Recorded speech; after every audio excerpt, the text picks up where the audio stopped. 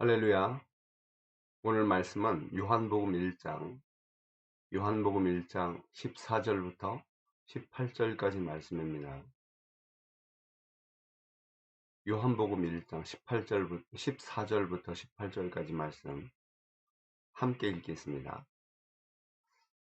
말씀이 육신이 되어 우리 가운데 거하심에 우리가 그의 영광을 보니 아버지의 독생자의 영광이요 은혜와 진리가 충만하더라. 요한이 그에 대하여 증언하여 외쳐 이르되 내가 전에 말하기를 내 뒤에 오시는 이가 나보다 앞선 것은 나보다 먼저 계심이라 한 것이 이 사람을 가리킴이라 하니라. 우리가 다 그의 충만한 데서 받으니 은혜 위에 은혜로라. 율법은 모세로 말미암아 주어진 것이요 은혜와 진리는 예수 그리스도로 말미암아 온 것이라. 본래 하나님을 본 사람이 없으되 아버지 품속에 있는 독생하신 하나님이 나타내셨느니라. 아멘. 우리 잠시 기도하겠습니다. 하나님 아버지, 은혜 위에 은혜를 베풀어 주옵소서. 예수 그리스도를 날이 가면 갈수록 더 분명히 깨달아 알게 하옵시고, 예수를 알면 알수록 진리이신 예수 그리스도를 알면 알수록 주여 우리 영혼들이, 심령들이, 우리의 모든 인생과 삶이 참 자유를 얻는 큰 은혜를 허락해 주시옵소서. 예수 그리스도 이름으로 간절히 기도하옵나이다. 아멘.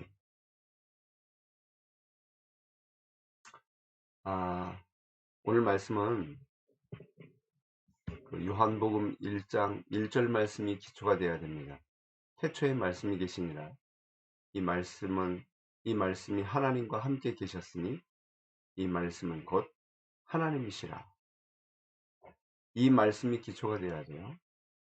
사도 요한은 이 중요한 아주 독특한, 이방인들이 보았을 때는 아주 독특한 신관을 가지고 있었던 겁니다. 저와 여러분이 아주 독특한 신관을 갖고 있는 거예요. 지금 보면. 그렇기 때문에 이방인들이 볼 때는 이해가 잘 안 될 수 있어요. 왜냐? 삼위일체 하나님? 이 너무 독특한 신관이죠. 하나님에 대한 관점이에요. 그래서 우리가 가지고 있는 이 신앙, 신관, 이 부분이 분명하지 않으면, 그리고 확고하고 이것에 대한 분명한 누림이 없다면 이걸 다른 사람들에게 전하기란 굉장히 쉽지 않습니다. 특히 이제 오늘 본문에 14절 말씀 보시면 말씀이 육신이 되어 우리 가운데 거하심에 그랬습니다. 이 말씀은 로고스예요. 로고스. 사실 번역을 말씀이라고 하는 게 맞는가 할 정도로 조금 애매한 부분이 있긴 합니다. 왜냐하면 그냥 로고스라고 번역을 했더라면 더 좋았을 걸 하는 생각이 들기도 합니다.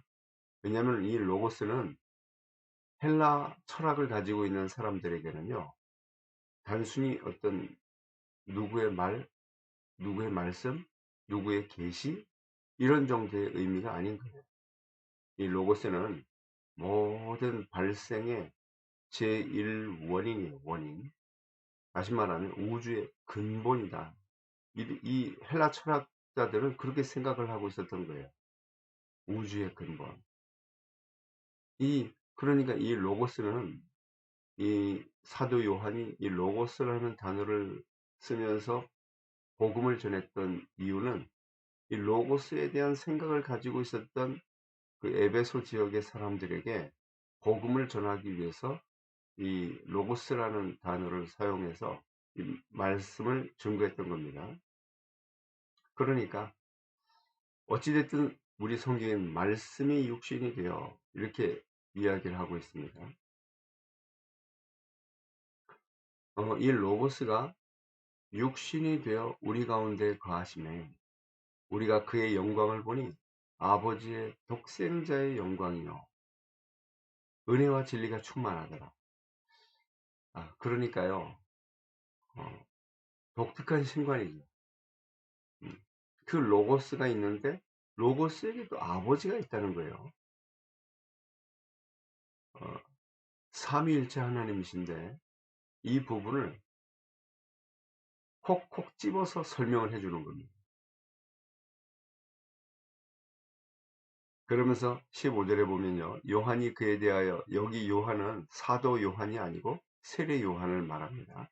요한이 그에 대하여 증언하여 외쳐 이르되 내가 전에 말하기를 내 뒤에 오시는 이가 나보다 앞선 것은 나보다 먼저 계심이라 한 것이 이 사람을 가리킴이라 하니라.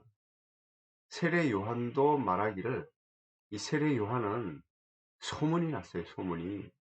어떻게 소문이 났냐? 유대 이스라엘 사람들도 다 알고 있는 유명한 사람이지만 다른 나라에서도 유명한 사람이요. 그 세례 요한이라는 사람이 어, 그렇게 외쳐대면서 회개하라고 외쳐대는 그런 하나님의 선지자라면서 이런 소문들이 나 있던 거죠.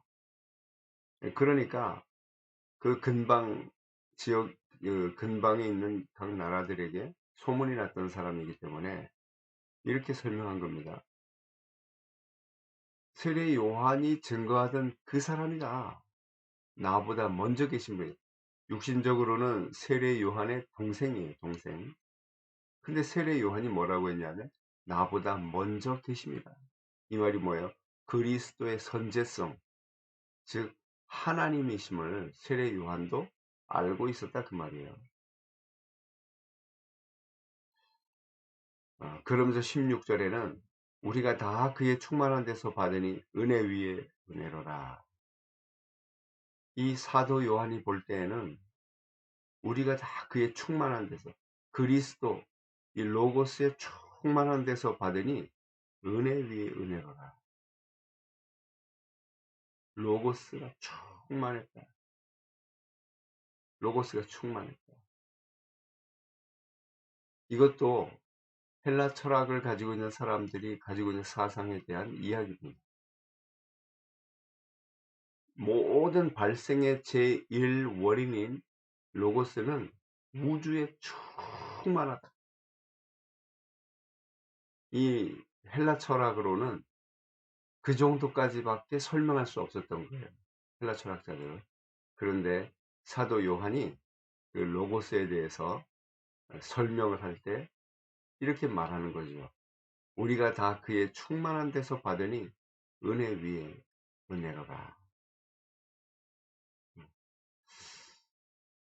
그 우주에 충만한 그분이 바로 이분이다 라고 설명하고 있습니다.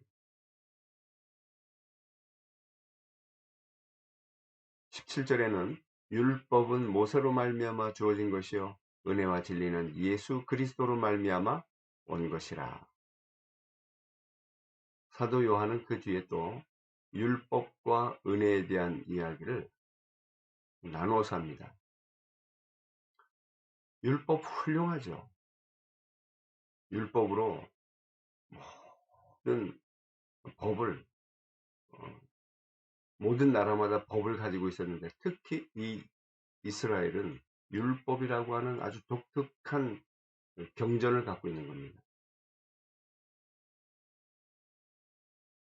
이 율법은 모세로 말미암아 주어진 것이요 은혜와 진리는, 이 말이 이제 중요하죠. 은혜와 진리는, 이 뭐가 은혜고 뭐가 진리입니까? 예수 그리스도로 말미암아 온 것이라. 그죠? 이 예수 그리스도가 곧 은혜요 진리요 예수 그리스도로 말미암아 주어진 것이다. 여러분, 이 은혜는 예수 그리스도를 믿는 자마다 하나님의 자녀가 되는 권세, 하나님의 자녀가 되는 권세, 다시 말하면 구원의 은혜, 구원의 축복, 그 하나님 자녀가 되는 권세, 우리가 성령이 내주하시고 우리를 인도하시며 성령이 기도할 때마다 역사하시고 기도하면 응답을 받고 성령이 함께 하심으로 흑암 권세가 결박이 되고 성령께서 동행하심으로 천군 천사가 우리를 돕게 되고 이 놀라운 은혜를 표현할 길이 없는 겁니다. 그래서 은혜라고 하는 단어로 표현하는 거예요. 그리고 진리, 이 말은 뭡니까? 진리는 뭐냐 하면 변하지 않는 거예요. 이 요한복음, 사도 요한이 설명하고 있는 요한복음 8장 32절에는 뭐라고 표현하죠? 너희가 진리를 알지니 진리가 너희를 자유롭게 하리라. 진리가 너희를 자유롭게 하리라 했습니다. 다시 말하면 진리로 말미암아 너희가 모든 저주, 재앙, 사탄의 권세, 운명, 팔자, 심지어는 율법의 얽매임에서도 자유롭게 될 것이다. 진짜 예수를 알고 나면, 알면 알수록 그렇게 되리라는 거죠. 이 말씀이 놀라운 은혜입니다. 그러면서 마지막 18절에 보면요, 본래 하나님을 본 사람이 없으되 아버지 품속에 있는 독생하신 하나님이 나타내셨느니라. 결국 이 아들, 독생하신 하나님, 하나님과 함께 계셨고 하나님이셨으며 빛으로 오신 그분이 그분을 영접하는 자마다 하나님의 자녀가 되는 권세를 얻게 되고, 또 우리에게는 은혜와 진리가 임하게 되고, 그렇게 되는 원인이 되시는 독생하신 하나님 예수 그리스도가 하나님의 형상을, 영광을 나타내셨느니라. 당연하죠. 근본 본체가 하나님이시기 때문에 그렇게 되는 겁니다. 우린 여기서 중요한 결론을 얻어야 돼요. 뭡니까? 은혜와 진리, 예수 그리스도로 말미암아 주신 은혜와 진리, 이 구원의 은혜와 또 우리를 자유케 하시는 진리, 예수 그리스도 그분이 은혜와 진리 그 자체세요. 오늘 하루 동안에도 이 은혜와 진리 되신 예수 그리스도를 굳게 붙들고 승리하게 되시기를 예수 그리스도의 이름으로 축복합니다. 기도하겠습니다. 하나님, 우리에게 귀한 말씀으로 우리를 깨워주시고 새롭게 하시며 또 구원의 은혜로 충만케 하시고 우리를 자유롭게 하시는 것을 감사드립니다. 주의 말씀을 붙잡고 승리하게 하옵소서. 각자의 삶의 현장에서 말씀 운동이 일어나게 하옵소서. 주의 백성들 가는 곳마다 성령이 함께 하심으로 그 은혜의 놀라운 그 능력과 축복이 나타나게 하옵소서. 예수 그리스도 이름으로 기도하옵나이다. 아멘. 감사합니다.